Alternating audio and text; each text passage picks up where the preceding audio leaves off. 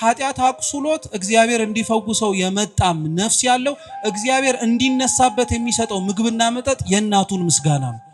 እንደ ቀላል እንዳንመለከተው የእርሷን ውዳሴ ቅዳሴ ሲተረጎም ስንጸልየው ክርስቲያኖች የሞትንኛ ከኃጢአትም ኃጢአት እየሰራን የቆሰልን ሁላችን በልተነው የምንረካበት ጠጥተነው ጠግበንም ጭምር ከክርስቶስ ፊት የምንቆምበት ስንቃችን ነው።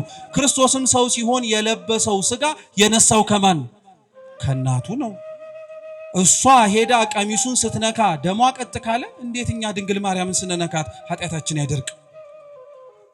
እርሷ ለሱ ልብስ ከሆነች እንዴት ለኛ እርቃናችን ልብስ አትሆንም? እርሱ ልብስ ራቆትን ከሸፈነ እርሷ እንዴት እርቃናችንን አትሸፍንም? ክርስቲያኖች ልብስ ክብር ከሆነ እሷ እንዴት ለኛ ክብራችን አትሆንም?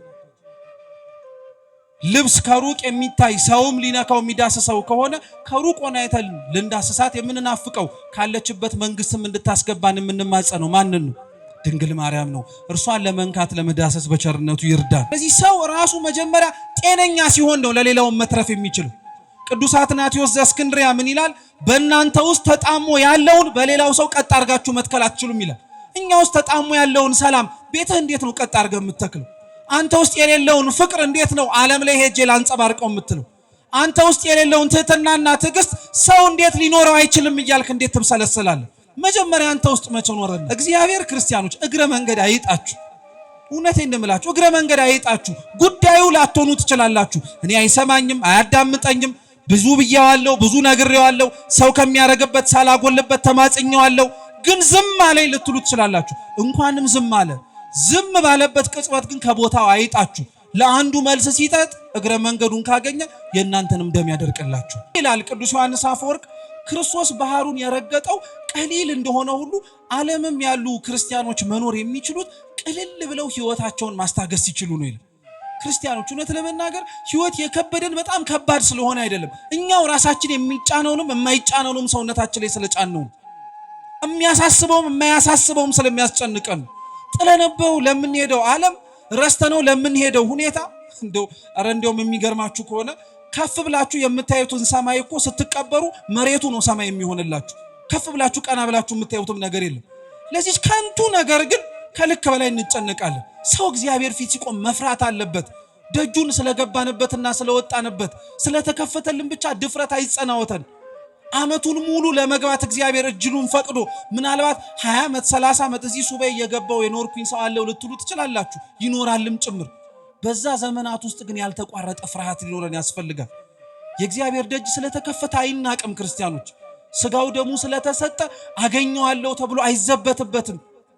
ፍርሃት ያስፈልገዋል። እግዚአብሔር ደጅ ሰው ሲቆም መፈራት የክርስቲያኖች የመጀመሪያው ነገር ነው። መጽሐፍስ የጥበብ ሁሉ መጀመሪያ ማንን መፍራት ነው የሚለው። ስለዚህ ሰው እግዚአብሔር ፊት በነፍሱ በስጋውም ሲቆም መፍራት አለበት። ቅዳሴ እንኳን ስታስቀድሱ ገባሬ ሰናይ ዲያቆኑ ፊቱን በመስቀሉ የሚሸፍነው ለምን እንደሆነ ታውቃላችሁ? ትንቢተ ኢሳይያስ ምዕራፍ 6 ላይ የሰማይ መላእክት እግዚአብሔር ፊት ሲቆሙ በሁለቱ ክንፋቸው ፊታቸውን ይሸፍናሉ። ማን በህሊና ተመራምሮ አንተን ይደርስብሃል? ማንስ እግዚአብሔር አንተን ፊት ለፊት ቆሞ ያይሃል ብሎ እኮ ነው። ዲያቆኑ እኛን አፍሮ አይደለም እኮ ፊቱን በመስቀሉ የሚሸፍነው። ማን ከእግዚአብሔር ፊት መቆም ይችላል የሚለውን ፍርሃት ውስጣችን እንዲንጸባረቅ ነው። ቅዱስ ባስልዮስ ዘቂሳርያ ምን ይላል? የእግዚአብሔር ፍቅር ሁሉን ተቀባይ ነው ይላል። እስኪ የእግዚአብሔር ፍቅር በሉ ሁሉን ተቀባይ ነው። እኛን እንደየመጣንበት ምክንያቶቻችን የተቀበለን የማን ፍቅር ስላለ ነው። ቅዱስ ባስልዮስ ግን እንዲህ ብሎ ያስጠነቅቃል። ልብ ብላችሁ ስሙ።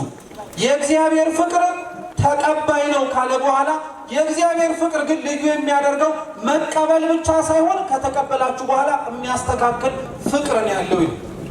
ሰው እንደየምናምኑ መቀበል ነው እንጂ ሰው እንደየምናምኑ መውደድ ነው እንጂ ይላል እግዚአብሔር። እንደምናምናችን ሊወደን ይችላል። ከዛ በኋላ ግን ፍቅሩ ያስተካክለናል። እግዚአብሔር ሁላችንም በፍቅሩ ያስተካክለን።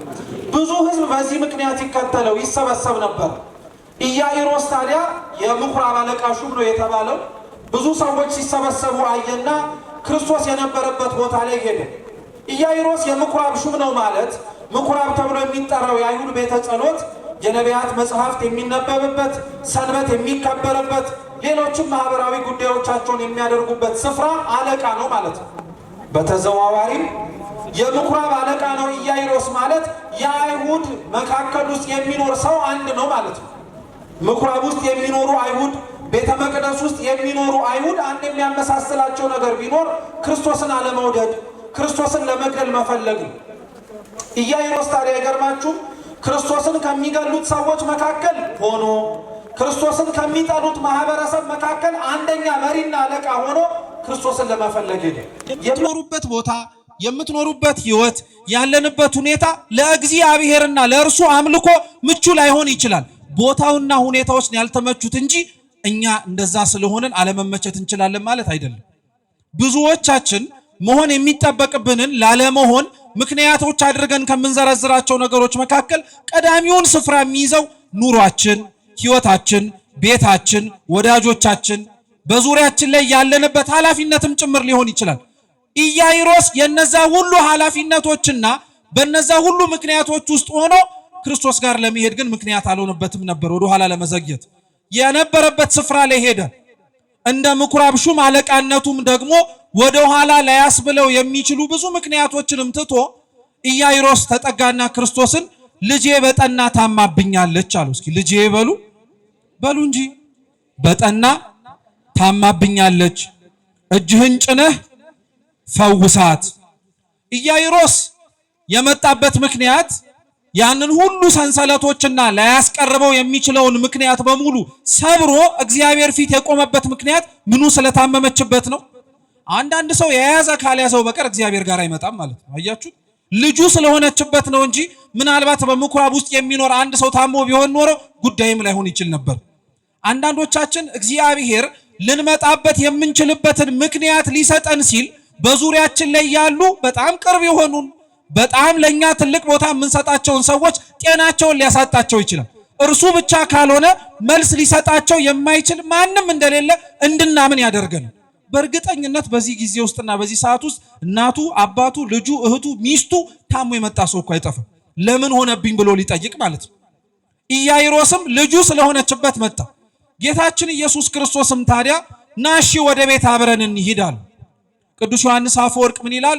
ከክርስቶስ ሁለት ነገሮችን መማር ትችላላችሁ ይላል። አንደኛው ከክርስቶስ መማር የምትችሉት ፍቅሩን ነው ይላል። እስኪ ፍቅሩን በሉ። ኢያኢሮስ እንዳልኳችሁ ምንም እንኳን ልጁ የታመመችበት አንድ ሰው ቢሆንም ያ ኢያኢሮስ ግን በጣም የሚያሳዝነው ክርስቶስን ከሚጠሉት ሰዎች መካከል አለቃቸው ሆኖ ይኖር የነበረ ሰው ነው። ክርስቶስ ልጅ የታመመችብኝ ብሎ ሲጣራና ሲናገር ሊያዳምጥበት የሚችል በቂ ምክንያት አለው። እግዚአብሔርን አለመውደዱ ራሱ አንዱ ስለሆነ እግዚአብሔር ግን ኢያኢሮስ ሳይፈልግ መምጣቱን አማራጭ አጥቶ የመጨረሻው ምርጫው ሆኖ ክርስቶስ ጋር መወድቆ መለመኑን አይቶ ሳትፈልገኝ ስለመጣ ብዙ ነገሮችን ሞክረህ የመጨረሻ አማራጭህም አድርገህ ስለተጠጋኸኝ አልሰማህም አላለውም ይላል ቅዱስ ዮሐንስ አፈወርቅ። እንዲያውም ድክመቱን ሊያክምለት ህመሙንም ጭምር ሊያስታግስለት ፈጥኖ አብረን ወደ ቤት እንሂድ አለው እንጂ ይላል። እግዚአብሔር ለአንዳንዶቻችን ከምርጫዎቻችን መካከል አንዱ ነው እንጂ የመጀመሪያው ላይሆን እኮ ይችላል። ክርስቲያኖች ብለነው ሲሰለቸን እኮ ነው የምንመጣው። አቅቶን ከአቅማችን በላይ ሲሆን እግዚአብሔር ለሱ የሚሳነው ነገር የለም እንላለን ይሆናል እንጂ ስንጀምር ገና ጉዞን ለእግዚአብሔር የሚሳነው ነገር የለም ብለን የምንጀምር እኮ በጣም ጥቂት ሰዎች ነው። እግዚአብሔር የሁላችንን ልብ ያስተካክልልን። ስለዚህ ኢያኢሮስ የማይሰማበት ምክንያት ነበረው፣ ክርስቶስ ግን አዳመጠው ይላል ዮሐንስ አፈወርቅ። ቀጠለና አሁንም ክርስቶስን ትህትናውን ተመልከቱት ይላል። ኢያኢሮስ ልጄ ታማብኛለች አይደለም ያለው፣ እጅህን ጫንባትና ምን ታረጋለች ነው ያለው። እየሰማችሁ ነው? እጅህን ጫንባትና ምን ታረጋለች ነው ያለው። ትድናለች ነው ያለው። እስኪ እናንተ እንደ አንድ ታማሚ እንዳለበት ሰው አያምጣ አያድርስ እንጂ አዳምጡና መልሱልኝ። እናንተ ሐኪም ቤት ሄዳችሁ የታመመውን ሰው ይዛችሁ ሄዳችሁ ሐኪሙን አክመው አድንልኝ እባክን የምትሉት እንጂ መርፌ ውጋው ጠብታ አድርግለት ትላላችሁ? ለነገሩ የኛ ማህበረሰብ ይላል ታውቃላችሁ አይደል? ሐኪም ጋር ሄዶ ራሱ ሐኪሙ እንዴት ማከም እንዳለበት ይነግረው። እንዲህ አርግለት፣ ከዚህ በፊት ሲመጣ እገሌ ታክሞ እንዲህ ሲሆን አይቼ ነበር ይላል። እና ዮሐንስ አፈወርቅ ምን ይላል? ምን አለበት ያ ሰውዬ ልጅ የታመመችብኝ ቢል ምን ክፋት አለው? እጅህን ጫነባት ምን አመጣው ይላል። አንዳንድ ሰው እግዚአብሔር እንዲያድነው የሚፈልገው እሱ በዘረጋለት መስመር ነው። ጸሎታችንን ሲሰማ እኛ ባልነው መንገድ፣ ህይወታችንን ሲያስተካክል እኛ በቀደድንለት መንገድ፣ ቁስሎቻችንን ሲያክምልን እኛ በፈለግነው ሕክምና መንገድ እናደርጋለን። ግን አይሆንም ክርስቲያኖች። እግዚአብሔርን መታመማችንን ልንነግረው እንችል ይሆናል እንጂ ከሱ በላይ ሆነን ለኛ ለራሳችን ተጨንቀን እንዲህ አድርግልን ልንለው አንችልም። በዚህ ሁሉ ድክመት ያለውን ኢያኢሮስን ግን ክርስቶስ ምንም አላለው። እሺ ና እንሂድ አለው። እንደሰማችሁት ሲነበብ ጥቂት ከሄዱ በኋላ በጣም ብዙ ሰዎች ማጨናነቅ ጀመሩ መንገዱ። ያው ተአምርም ያደርግ የለ ተአምራቱ እንዲደረግላቸው ሰዎች ስለፈለጉም ጭምር ነው ብዙዎች ይጠጉት የነበሩት። ጌታችን ኢየሱስ ክርስቶስ እያንዳንዳቸውን በዛ በገበያ መካከል ሲመላለስ ያያቸው ነበር። ቅዱስ ወንጌል ግን ትኩረት ሰጥቶ የጻፈልን እግዚአብሔር ያያቸው ብቻ ሳይሆን እግዚአብሔርን ያዩትም ጭምር ብሎ የነገረን አንዲት 12 ዓመት ደግሞ ደም ይፈሳት የነበረችን ሴት ነው። የዚህችን ሴት ታሪክ ብዙዎቻችሁ ታውቁታላችሁ። ጥቂት ነጥቦችን ብቻ እንማነሳላችሁ ነው። እቺ ሴት 12 ዓመት ሙሉ ደም ይፈሳት የነበረችውን ህመምተኛ ማለት ነው። አንደኛ ህመሟ ከምን ጀመረ ብለን እንጠይቃለን። በጣም ብዙ ሊቃውንተ ቤተ ክርስቲያን የዚህችን ሴት የመታመሟን ምክንያት ብዙ ምክንያት ዘርዝረዋል። አንዳንዶች እቺ ሴት የታመመችው በሴቶች የሚሆነው ወርሃዊ ግዳጅ መጥቶባት አላቆም ብሏት ነው ብለው የተናገሩ አሉ። አንዳንዶች እቺ ሴት የታመመችው በኃጢአቷ ምክንያት ነው ያሉ አሉ። ቅዱስ ወንጌል ግን እንደሚነግረን ከሆነ ይህቺ ሴት የታመመችው ተኝታ ስትነሳ ነው። ምን አድርጋ ስትነሳ? ይሄን ኧረ ድገሙት በሉ። ለምን እንዳስደገምኳችሁ ታውቃላችሁ? ተኝቶ መነሳት የሚቀልበት ሰው ስላለ ነው ከኛ መካከል።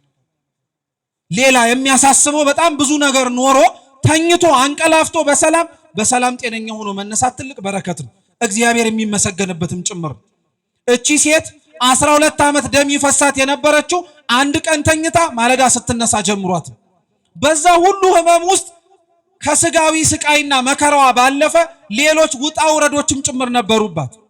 ኦሪት ዘሌዋውያን ምዕራፍ 15 እንደሚነግረን ከሆነ አንዲት ሴት እንኳን በወርሃዊ ግዳጅ ወሯ ደርሶ ቀርቶ እንዲሁ ደም እንኳን የሚፈሳት እንኳን ከሆነ በወሊድ ይሁን በሌላ ምክንያት የመንጻቷ ጊዜያት እስኪፈጸሙ ድረስ ከሰው ጋር እንድትገናኝ አይፈለግም።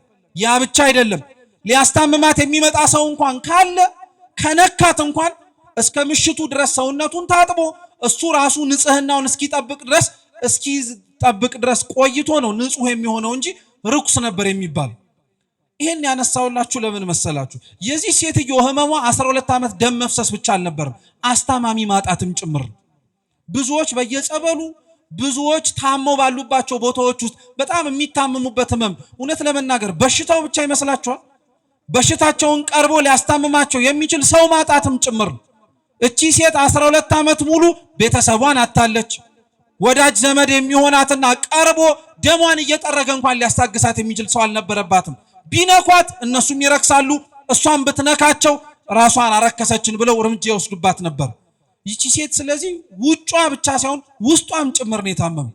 ብዙ ክርስቲያኖች የምላችሁ እውነቴን ነው የምነግራችሁ፣ በስጋቸው ሲራመዱ ጤነኛ የሚመስሉ በህይወታቸው ሲኖሩ ሞልቶ ተርፏቸው ለሌላው ማድረግንም ጭምር ያልተቸገሩ ሊኖሩ ይችላሉ። ውስጣቸው ግን የእውነት የታመሙ ሰዎች አሉ። አንዳንዶቻችን የእውነት በውስጣችን ታመናል። ሰላምን በማጣታችን ውስጣችን አለመረጋጋትን፣ ውስጣችን ተቅበዝባዥነትን፣ ውስጣችን ተረጋግቶ እንኳን ከሰው ጋር ከእግዚአብሔር ጋር እንኳን ተቀምጦ ለመመካከር የማይችል በጣም ብዙ ሰዎች አለ። ቆመን ስንራመድ ግን ጤነኛ የምንመስል ማለት ነው። ክርስቶስ ይህቺን ሴት ሲፈውሳት ይህቺን ሴትም ሲጎበኛት የሚገርማችሁ እርሱ ራሱ አይቷት ሄጄ ልፈውሳት ብሎ አይደለም። እሷ ራሷ የልብሱን ጫፍ ብዳስስ ምን አረጋለሁ ብላ ነው። አይገርማችሁ? እግዚአብሔር ዞሮ አላልተመለከታትም። እርሷ ግን ማንን አይተዋለች? እግዚአብሔርን ተመልክተዋለች። እግዚአብሔርን ማየት የሚችል አይን ለሁላችን ይስጠን። ሊያሳይ የሚችል ብዙ ምክንያት ነበራት። ያ ሁሉ ሰው መንገዷን ዘግቶባታል። ሰውነቷ ላይ የሚፈስ ቁስል አለባት። በውስጧ ያለ ብዙ ውጣ ውረድና ያልተመለሰ ጥያቄ አለባት። በዛ ሁሉ ሆና ውስጥ ግን እግዚአብሔርን ማየት የሚችል አይን አላት። ክርስቲያኖች በህይወታችን እውነት ለመናገር እግዚአብሔርን ማየት እስከሚሳነን ድረስ የሚያስችል ፈተና እስካልቀረበብን ድረስ እውነቴን እምላችሁ እናመስግን እግዚአብሔር። በስጋችን ታመን እግዚአብሔርን ማየት ከቻልን ተመስገን ነው። በነፍሳችን ቆስለንም እንኳን ውስጣችን ጤነኛ ሳይሆን እግዚአብሔርን ማየት ከቻልን በጣም ጥሩ ነው። ሰው እግዚአብሔር ፊት ላይ ያስቀርበን የሚችል እንኳን ብዙ ውጣ ውረድ ኖሮን አምላካችንን ማየት ከቻልን ተመስገን ነው። እርሱን ማየት ያቆምን ጊዜ ላይ ነው ችግር የሚጀመረው። ምሳሌ ልስጣችሁ በደንብ ግልጽ ለማድረግ። የቅዱስ ዮሐንስ ወንጌል ምዕራፍ 6 ክርስቶስን አለማየት ምን ያክል ዋጋ እንደሚያስከፍል በቅዱስ ጴጥሮስ ታሪክ ምሳሌ አድርጎ ያስተምረናል። ታስታውሱ እንደሆነ ክርስቶስ የአምስት ገበያ ህዝቦችን እንጀራ በርክቶ ካበላቸው በኋላ ደቀ መዛሙርቱን ምን አላቸው? ባህር ተሻግራችሁ ጠብቁኝ እኔም እመጣለሁ ብሎ እርሱ ወደ ተራራ ሊጸልይ ሄደ። እየሰማችሁ ነው? ወደ ተራራ ሊጸልይ ሄደ እና በዛው ቅጽበት 25 እና 30 ምዕራፍ ይሳፈሩበት የነበረውን ታንኳ ውስጥ ተጭነው ደቀ መዛሙርቱ ጥቂት እንደሄዱ ከፊት ለፊታቸው ነፋስ ተነሳባቸው። ጌታችንም ንፋስ በተነሳበት አውሎ ንፋስን በበረታበት በባህሩ ላይ እየረገጠ መጣ። ልብ ብላችሁ ስሙ። እርሱ እየረገጠ ሲመጣ መጀመሪያ ምትሃት መሰላቸው፣ ፈሩ፣ ደነገጡ። ክርስቶስም አይዟችሁ እኔ ነኝ አትፍሩ አላቸው።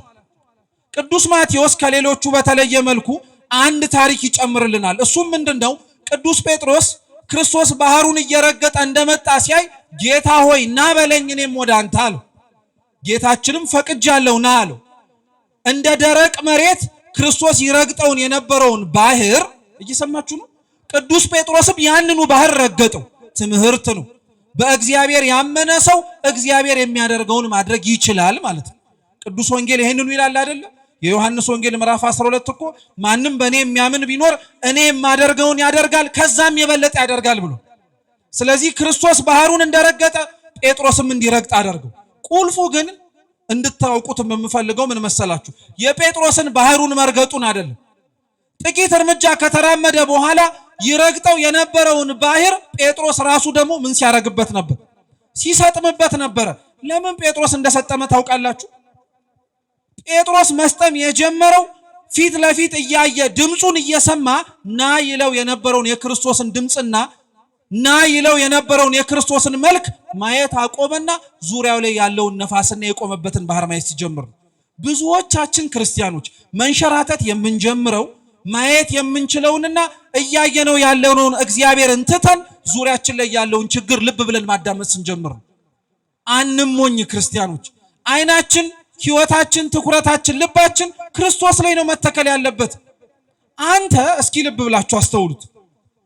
እንድትመጣ ፈቅዳለሁ ያለህ ባህር ላይ እንድትረግጥ ያስቻለህ እግዚአብሔር በዙሪያ ያለውን አውሎ ንፋስና በዙሪያ ያለውን እየተማታ ያለውን ማዕበል አንተ አይንህን ሳታነሳ ማስታገስ ይችላል አይችልም?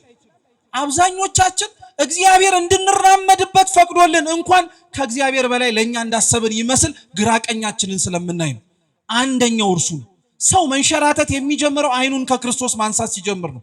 አይናችንን እውነት እግዚአብሔር እርሱ ላይ ብቻ ያድርግልን። ሁለተኛው ሰው መንሸራተት የሚጀምረው ደግሞ ለምን መሰላችሁ? ልብ ብላችሁ ስሙ። ሰው መንሸራተት የሚጀምረው ሁለተኛው ደግሞ መቅለል ሲያቅተው ነው። እስኪ መቅለል በሉ እንጂ። በጣም ጥሩ። አሁንም ጥያቄ ልጠይቃችሁ። ክርስቶስ ባህሩ ላይ ይረግጥ የነበረውና ይራመድ የነበረው ባህሩ የሚረገጥ ስለነበረ ነው እንዴ? ባህር የሚረገጥ እኮ ስለሆነ አይደለም። አንደኛ ባህሩን ይረግጠው የነበረው እርሱ የባህሩ ጌታ ስለሆነ ነው። የብሱን ለእርሱ ባህር ባህሩን የብስ ማድረግ አይከብደውምና ነው። ልብ ብላችሁ ስሙኝ አደራ። ሁለተኛው ክርስቶስ ባህሩን ይረግጠው የነበረው ክርስቶስ ቀሊል ስለሆነ ነው። እስኪ ቀሊል በሉ። ቅዱስ ዮሐንስ አፈወርቅ ምን ይላል? ከዚህ ምዕራፍ አስቀድሞ ክርስቶስ ራሱን ሲያስተምር ምን ብሏቸው ነበረ? እርሱ ራሱን ብርሃን ነኝ ብሎ ነግሯቸው ነበር። ምን ብሎ ነግሯቸው ነበር? ብርሃን ነኝ ብሎ ነበር። ባህር ላይ እያረፈ ባህር ላይ እየወጣም ጭምር ምን እንደማይሰጥም ታውቃላችሁ? ብርሃን በፍጹም ሊሰጥም አይችልም። ምክንያቱም ብርሃን እንደ ድንጋይ ክብደት የለውም። ወደ ታች ሰርጎ ሊያስገባው የሚችል ነገር የለውም።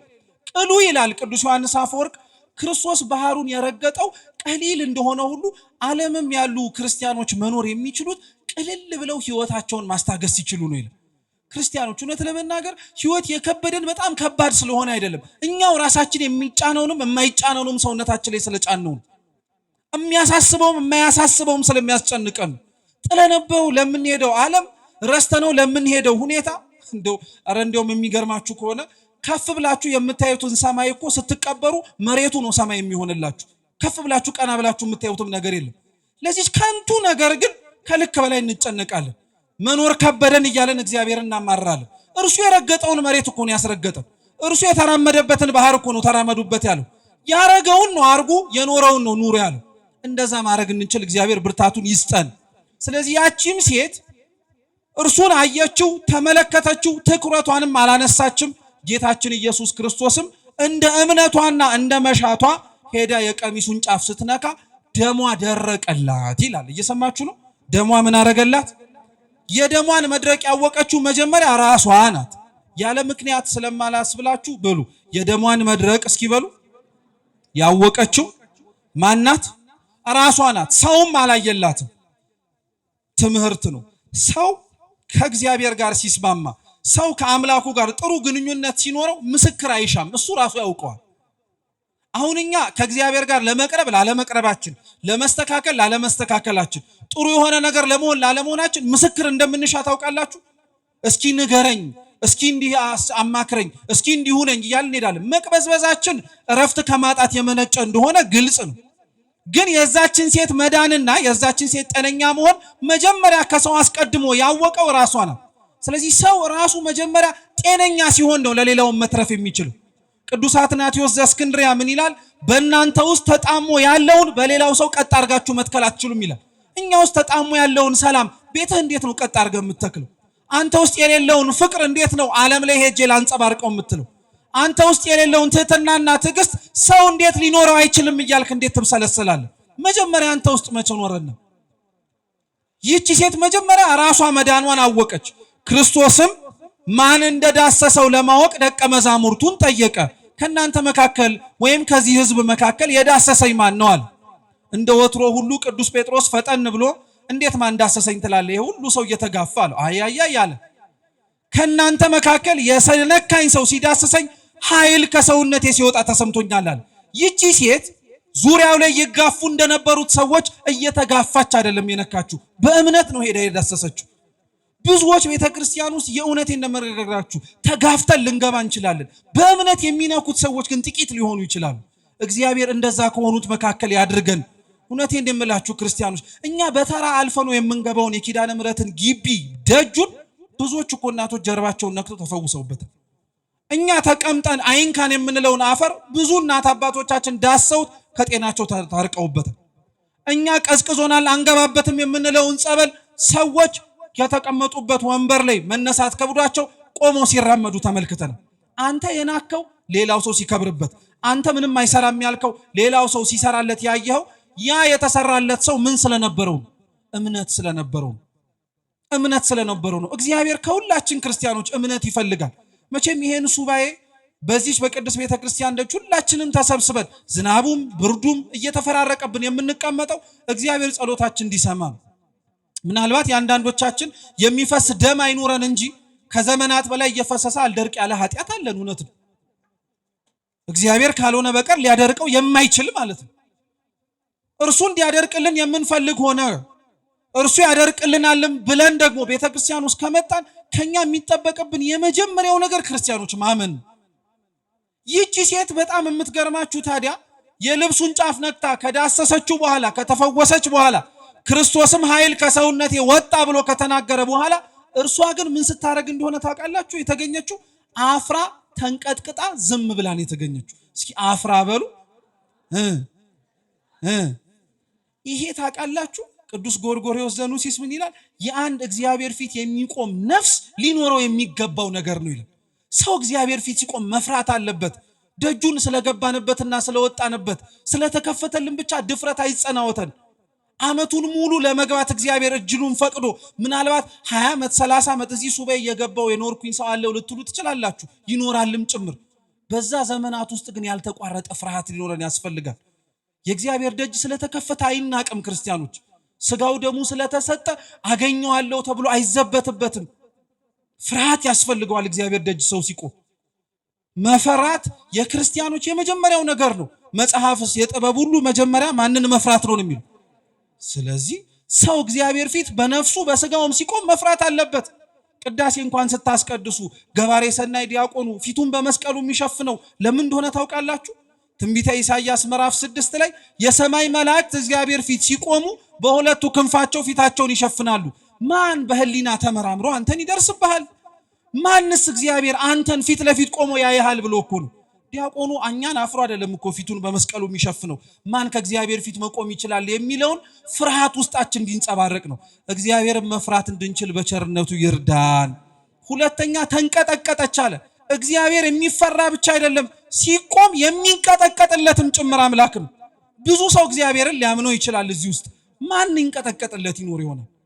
ታውቃላችሁ ሐዋርያው ቅዱስ ያዕቆብ በመልእክቱ ስለ አጋንንት እምነት ሲናገር ስራ መጉደላቸውን ይናገራል። እምነታቸውን ግን ሲናገር ያምናሉ ይንቀጠቀጣሉም ጭምር የሚለው ማንኛ መካከል እግዚአብሔር ፊት የሚንቀጠቀጣል?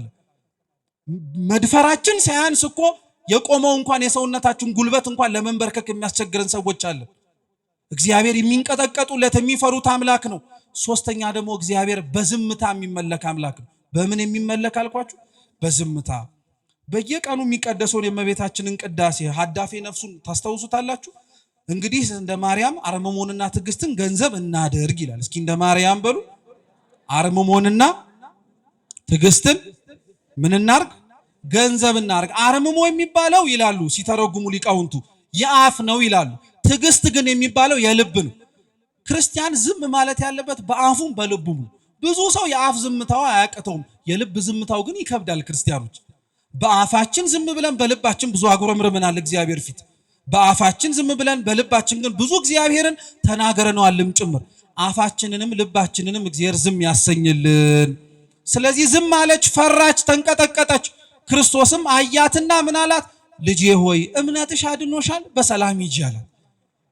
በቃ ማመኗን አየ፣ መፍራቷን አየ፣ መንቀጥቀጧን ተመለከተ።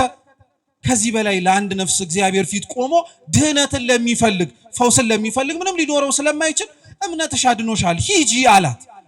ቅዱስ ኤፍሬም ሶርያዊ ምን ይላል መሰላችሁ? ይህቺ ሴት ስትመጣ አፏ ተዘግቶ ማህፀኗ ደም እየፈሰሳት ነበረ። ከሱ ግን ተጠግታ ስትሄድ የማህፀኗ ደም ደርቆ አፏን ለምስጋና ከፍቶላት ሄዳል። እግዚአብሔር ሁላችንን የመጣንበትን መልስ መልሶልን ለምስጋና ለመውጣት ያስችለን። ስለዚህ ክርስቶስ ፈወሳት፣ አዳናት፣ ይቅርታውን፣ ምህረቱን፣ ቸርነቱን ሰጣት። ይህንን ሁሉ ለዚህ ሴት ግን ሲያደርግላት ክርስቲያኖች ዋናው ዓላማውና ሐሳቡ ሆና ሳይሆን እግረ መንገዱን አግኝቷት ነው። ምኑን አግኝቷት? አረ መልሱ። እግረ መንገዱን ነው የተነሳበት ዓላማ። የኢያይሮስን ልጅ ለማዳን ነው። እግረ መንገዱን ሲሄድ ነው እቺን ሴት ያገኛት። ምን ማለት መሰላችሁ ክርስቲያኖች? ምናልባት የተሰበሰብንባት የቤተ ክርስቲያን ደጅ ውስጥ በእምነት የመጣ ሰው ሊኖር ይችላል፣ አለም ጭምር። እግዚአብሔር አምላክ የነዛን የአማንያኑን ጸሎት ለመስማት በረድኤት በቸርነት ወደ ምድር ሲወርድ ማመን ተስኗቸው እየተጠራጠሩ ጉድለታቸውን ግን እንዲሞላላቸው እግዚአብሔርን እየተማጸኑ ያሉትንም ሰዎች እግረ መንገዳቸውን ይፈውሳቸዋል። እግዚአብሔር ክርስቲያኖች እግረ መንገድ አይጣችሁ። እውነቴን እንደምላችሁ እግረ መንገድ አይጣችሁ። ጉዳዩ ላትሆኑ ትችላላችሁ። እኔ አይሰማኝም፣ አያዳምጠኝም፣ ብዙ ብያዋለሁ፣ ብዙ ነግሬዋለሁ፣ ሰው ከሚያረግበት ሳላጎልበት ተማጽኘዋለሁ፣ ግን ዝም አለኝ ልትሉ ትችላላችሁ። እንኳንም ዝም አለ። ዝም ባለበት ቅጽበት ግን ከቦታው አይጣችሁ። ለአንዱ መልስ ሲጠጥ እግረ መንገዱን ካገኘ የእናንተንም ደም ያደርቅላችሁ። ስለዚህ ክርስቶስ ደሟን አደረቀ እግረ መንገዱን። ጥቂት ሳይጓዝ ግን ታማለች የተባለችዋ ልጅ ሞተች። እስክትሞት ድረስ እግዚአብሔር የጠበቀው ታማ ከሚያድናት በላይ ሞታ ሲያስነሳት ተአምሩ ስለሚበልጥ ነው። እግዚአብሔር ለጸሎታችን ምላሽ ሲዘገይ የጸሎታችንን ምላሽ ለመመለስ ሲመጣ የሚያደርገው ድንቅ እንዳለ እንድናቀው ነው። ወደ ቤታቸውም ሄደ። ያዕቆብ ዮሐንስና ጴጥሮስን ይዞ ገባ። ልጅቷ መሞቷን ያወቁ ሰዎች ተኝታለች እንጂ አልሞተችም ብሎ ሲናገር ሳቁበት። እግዚአብሔር የሚያደርገውን የማያምኑ ሰዎች አሉ። የሚያምን ልብ ይስጣቸውን የሚባለው ሊያምንም አይባልም። ሳቁበት በደንብ አድርገው። ክርስቶስ ግን የነሱን ሳቅ አይቶ ሊያደርግ የሚገባውን ነገር ካለማድረግ አልተቆጠበም። ሰዎች እግዚአብሔርን አምናችሁት ስትመጡ ለእመቤታችን ታምናችሁላትም ጭምር ስትገኙ በምታረጉት ነገር ሊስቁ ይችላሉ። በምታረጉት ሊያፌዙ ይችላሉ። በምታደርጉት ነገር ባያሰቁና ባያፌዙ እንኳን ስትወጣ እኮ ተመልሰው ዘውን የምናገኝ እንደው 16ቱን ቀን ዝም እንበል ሊሉ ይችላሉ። ዝም ብላችሁ ነው ክርስቲያኖች። እግዚአብሔር የሳቁትንም የሳሳቁትንም ጭምር ዝም ማሳል የሚችል አምላክ ዝም እንዲሉ አደረጋቸው። የተኛቸዋንም ልጅ ጣሊታ ተነሺ ብሎ ተኝታለችን ያለው ግን መሞቷ እርግጥ ነው። ከሞተችበት አፋፍ ላይ እንዲሁ እንድትነሳ አደረጋት። ለወላጆቿም አስረከባት። ቀጠለና የምትበላውን ስጡ አለ። የተኛ ሆድ ከእንቅልፉ ሲነሳ ጸሎት እንደሚፈልገው ሁሉ የአንዳንዶቻችን ሆድ ለምግብም ጭምር ይቸኩላል። ስለዚህ የምትበላውን ስጧት ያለው የተኛ ሆድ ሲነሳ ምግብ እንደሚያስፈልገው ሁሉ የሞተም ሰው ሲነሳ በኃጢአት የቆሰለ ሰው እግዚአብሔርን በማሳዘን ህይወቱን ያሳለፈ ሰው እግዚአብሔርን ይቅር በለኝ ብሎ ሲመጣ ከሙት ተነሳን የሚባለው ለሚሞት ሰው ቤተክርስቲያን የምትሰጠው ከሙታን መካከልም ቀስቅሳ ብላ የምታጎርሰው የጌታችን የመድኃኒታችን ኢየሱስ ክርስቶስን ቅዱስ ሥጋውን ክቡር ደሙን ነው። ይህን ክብር እግዚአብሔር ለሁላችን በቸርነቱ ይስጠን። በመጨረሻም ይህን ታሪክ አንድ ነገር እንጨምርና ትምህርታችንን እንጨርስ።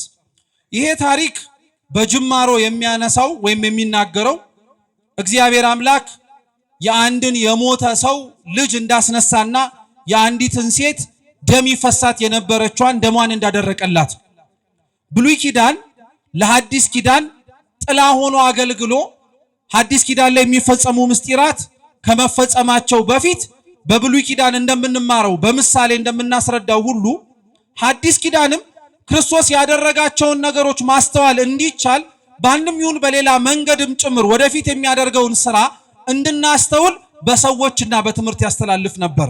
ልብ ብላችሁ ስሙ። ኢያይሮስ ልጁ ታመመችበት።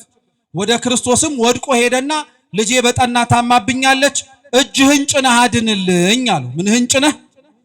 ልብ ብላችሁ ስሙ። ምንህን ጭነህ? ኢያይሮስ የተባለው አዳም ነው። ልጁ የተባለችው ከአዳም ጎን የተገኘችው ሔዋን ናት። ኢያይሮስ ልጁን እንድትድንለት እንደለመነው ሁሉ አዳም እሱ ራሱም ባለቤቱ ሔዋንም እግዚአብሔር እንዲምራቸው ለምነዋል፣ ተማጽነዋል። እጅህን ጫንልን ማለት ውረድ ተወለድልን ማለት ነው። በኦሪቱ ኦሪት ዘሁልቅ ላይ ስትመለከቱ እንዲሁም ኦሪት ዘፍጥረት ምዕራፍ 48 ላይ ስትመለከቱ እጅን መጫን በረከት የማስተላለፍና እጅን መጫን ሀብተ ክህነትን የማሳደር ምልክት ሆኖ በኦሪት ያገለግል ነበር። እጅህን ጫንባት ትድናለች እያለ ያለው አዳምና ሔዋንም አንተ ውረድ ተወለድ እኛም እንድናለን አሉት። ክርስቶስም እሺና ወደ ቤት እንሂድ አለው። ወደ ቤት እንሂድ ማለቱ የአዳምን ጸሎት ሰምቶ ወደ ሰማይ ያለው አምላካችን ወደ ምድር እንውረድ ለማለቱ። እየሰማችሁ ነው? በጣም ጥሩ። ከኢያይሮስ ጋር ግን ጥቂት እንደሄደ ስንት ዓመት የሚፈሳትን ሴት አገኘ? አረ መልሱ። 12 ዓመት ደም የሚፈሳት ሴት ማለት ቀዳማዊት ሔዋን ናት። ሔዋን ያቺ ሴት ደም እንደሚፈሳት ሁሉ ያልተቋረጠ የኃጢአት ጅረት ይፈስባት ነበረ። በእርሷ ምክንያት ሰዎች ከእግዚአብሔር ጋር መገናኘት አቅቷቸው ገነትን መውረስና መኖር ተስኗቸው ወደ ሲኦል ይወርዱ ነበረ።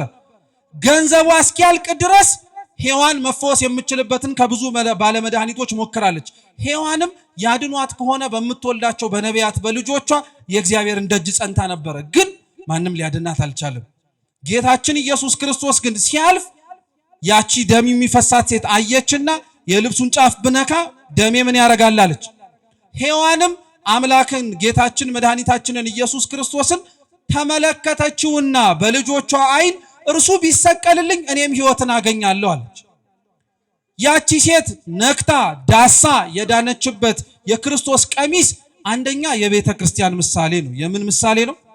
በጣም ጥሩ። እኛ የክርስቶስን ቀሚስ ለመንካት ዘመን አይፈቅድልንም። ወደ ኋላ ተመልሰን አካሉ የሆነችውን ቅድስት ቤተ ክርስቲያን ግን ለመንካት አሁን ደጁ ተሰብስበናል። ያቺ ሴት የቀሚሱን ጫፍ ነክታ ደሟ እንደደረቀው እኛም የቤተ ክርስቲያን ደጅ መተን ቤተ ክርስቲያንን ብንድማጸን የኃጢአት ስራችንና ደማችን ይደርቃል ማለት ነው።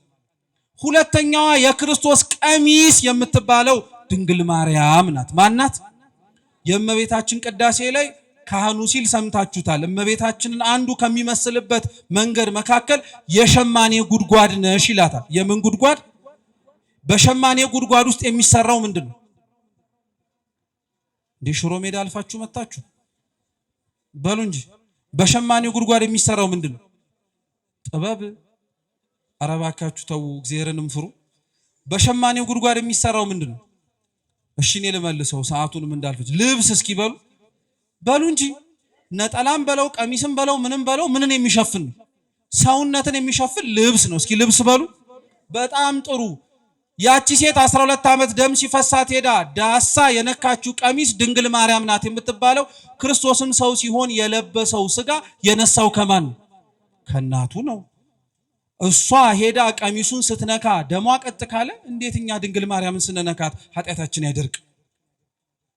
እርሷ ለሱ ልብስ ከሆነች እንዴት ለኛ እርቃናችን ልብስ አትሆንም? እርሱ ልብስ ራቆትን ከሸፈነ እርሷ እንዴት እርቃናችንን አትሸፍንም? ክርስቲያኖች ልብስ ክብር ከሆነ እሷ እንዴት ለኛ ክብራችን አትሆንም?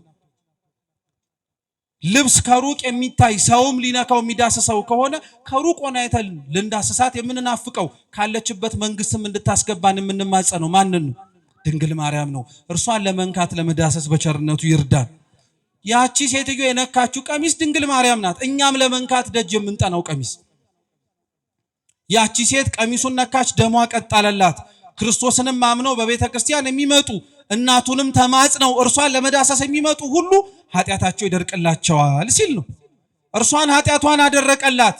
ከዛስ በኋላ ወረድ ሲል ደግሞ የኢያይሮስ ልጅ ድጋሚ ታሪኩ ይቀጥላል። ኢያይሮስ ልጁ ሞታበት እያለቀሰ ነበረ።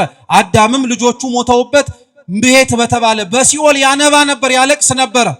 ክርስቶስም ልብ ብላችሁ ስሙ፣ ወደዛ ቤት ሲገባ ያዕቆብ ዮሐንስና ጴጥሮስን ይዞ ነው የገባው። እስኪ ያዕቆብ በሉ፣ ዮሐንስ በሉ እንጂ ጴጥሮስ። ያዕቆብ ዮሐንስ ጴጥሮስ ቅዱስ ጳውሎስ አንደኛ ቆሮንቶስ ምዕራፍ 13 ላይ የሚነግራን እምነት ተስፋና ፍቅር ናቸው። ክርስቶስ ወደዚች ምድር ሲመጣ እምነት ተስፋና ፍቅርን አይቶ ነው። እምነት ተስፋና ፍቅር የማንን እምነት ብትሉ የድንግል ማርያምን ነው። እንደ ቃል ይደረግልኝ እኔ ላንተ ምንህ ነኝ አለችው፣ ባሪያ ነኝ አለችው። የማንን ፍቅር አይቶ ነው? የድንግል ማርያምን ነው። ከእርሷ ከድንግልናዋ ቀጥሎ በጣም ያሳሰባት ወላዲት አምላክ የሁላችን ድነት ነውና የማንን ተስፋ አይቶ ነው ቢባል የእርሷን ተስፋ አይቶ ነው። እርሷንስ ስለተመለከተ አይደለ እንዴ በሰማይም ያለው እግዚአብሔር ሰሜንም ምስራቅም ምዕራብም ደቡብም ማሻቶ ከሷ የተለየ አላገኘም አይደል ያለው አባ ሕርያቆስ። እርሷን አየ፣ ተመለከተ። በእርሷ በኩልም ሆኖ ለአዳምና ለልጆቹ ሲኦል ከነበሩበት ግዞት እንዲወጡ አደረጋቸው። ከዛም የሚበሉትን ስጋና ደም ሰጣቸው። በፍጻሜው ለድንግል ማርያም ደግሞ ሲተረጎም እስኪ የምትበሉትን በሉ፣ የምትበላውን በሉ በሉ እንጂ ስጧት። የምትበላውን ስጧት የተባለችው ሞታ የተነሳችው ጣሊታ ናት። ሞቶ የተነሳ ነፍስ የሚበላው ስጋና ደሙን ነው።